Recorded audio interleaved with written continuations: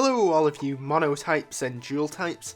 This is my favourite generation, so I love most of the Pokemon, and I think the huge honourable mention list will show this. Anyway, no legendaries, only Pokemon introduced in Gen 4. Poison Fighting type is a great combo, at least for me, and using Toxic against Garchomp is often one of my techniques towards beating Cynthia, since I'm usually a little bit underleveled. The fact that this thing is quick and kinda a glass cannon is great for my usual playstyle of mostly using glass cannons for taking down Pokemon anyway. Also, the design is just badass. If this thing kept jabbing Brock, he would die. Wait, did it ever evolve into Toxic Rogue in the anime? I never got to see in the end. Easily my most commonly used water type from this generation, it's easy to get, and it helps plow through this generation's rock and ground types. I'd include fire too if it had many, but nope. Not a colour scheme you'd often see from a water type, however, the colour doesn't automatically make me think one type or another. Its features show you its water type, and it's a pretty damn good one too. My first starter choice when going through this gen, as I almost always pick fire first. I don't really regret the choice, and while it isn't my favourite Pokemon from this generation, I think that's because it's an ape, and to put it simply, I tend not to be a massive fan of monkeys or apes. So for this Pokemon to even manage to be my go-to starter choice originally, and for me to love its final form, that's pretty impressive. An absolute powerhouse, and based on one of my favourite dinosaurs. No, not gonna say it because I'm terrible at pronouncing stuff, but that dinosaur is second to the Ankylosaurus for me, which I likely also said wrong.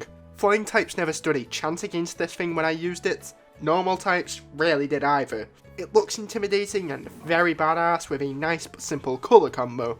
It also feels more personal having this Pokemon on your team since you have to revive it from a fossil rather than finding it in regular grass. Oh crap, Torterra over Infinite? Well, I like the concept of this Pokemon more as it comes from the brilliant World Turtle concept.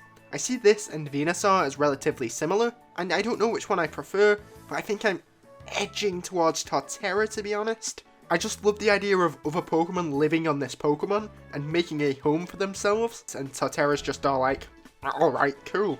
I could also so picture this Pokemon giving a smug ass look after beating any other Pokemon. Yes, I know this Pokemon has a ton of weaknesses, but it is also the Pokemon I have used the most to take out Cynthia's Garchomp. Plus, I also randomly used it in Gen 5 and Gen 6.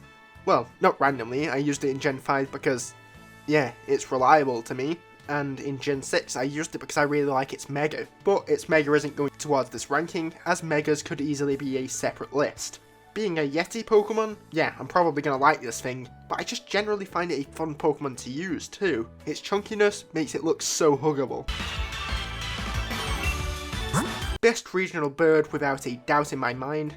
Spoiler alert for future videos I guess. Looking kind of emo with its red tip, this Pokemon looks like it could kick anyone's ass and look good doing it. It being able to learn close combat is insane to me, and no early region bird even comes close to this one for me.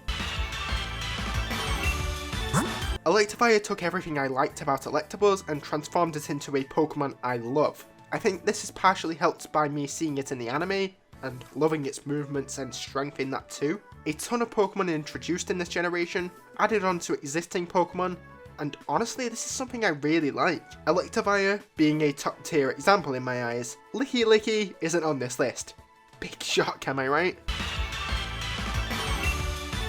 Okay, so even though originally this was my least favourite of these three, it grew on me a ton. Penguins are my favourite animal, and I was originally disappointed by this Pokemon, but I was bound to be. I had impossible expectations to meet for my favourite animal, when really there isn't much more I could ask for out of a penguin Pokemon, even though I still think we could do with an all-around cute one as its final form that is actually still tough.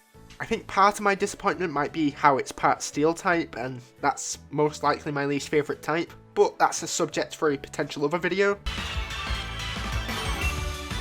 What time is it? It's time for honourable mentions. An early on, really well designed electric type. Looks rate is great. Just not a Pokemon I have used a ton, and I've somehow used every honourable here, and every Pokemon on my main list at least once. Not the biggest fan of Magmar, always preferred Electabuzz. That said, this big thing has arm cannons. Arm cannons! Also, it's in a generation without a good set of fire types. An evolution to a Pokemon that really needed it, and yeah, I like this Pokemon a lot. Simply beat by tough competition. Not as well designed as the almost perfect representation of a pocket monster in the form of Rhydon to me, but much stronger, I assume. And it's still well designed. Beast of a pseudo-legendary. Unfortunately, the late level for evolution makes me not have one when I go into my fights with Cynthia, as I tend to be in my low level 40s at that point. Love this thing, just beat out by tough competition. Again, love this thing, but I kinda find it awkward to get it to the point of Mamoswine in most games. Honestly, this Pokemon landing Toxic is what got me through most of the Pokemon League one time, and I will always appreciate it for that, and its nice design. An absolute defensive tank, but the lesser of the fossils to me, as I tend to prefer attack over defense. And there was an attacking alternative. I love the typing, and often use it as my water type when Empoleon and Floatzel are too recent of uses for me. Great ghost type Pokemon, but hate how you can only catch it on a certain day of the week in the Sinnoh games at a certain time. In almost no Pokemon game can you get this Pokemon even remotely early on, and Eevee just isn't good to use unless it's in Let's Go. Much easier to get than Glaceon, but also a Pokemon I haven't used much. I do have plans to use it again though. Oh, Lucario's an honourable too, I guess. I don't know.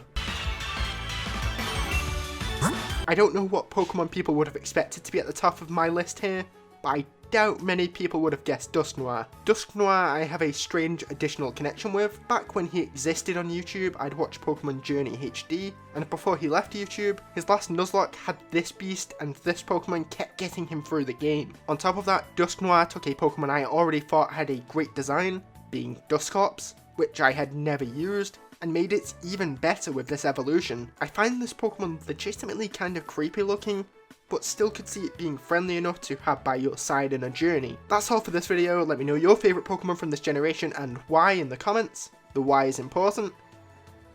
And until next time, bye I guess.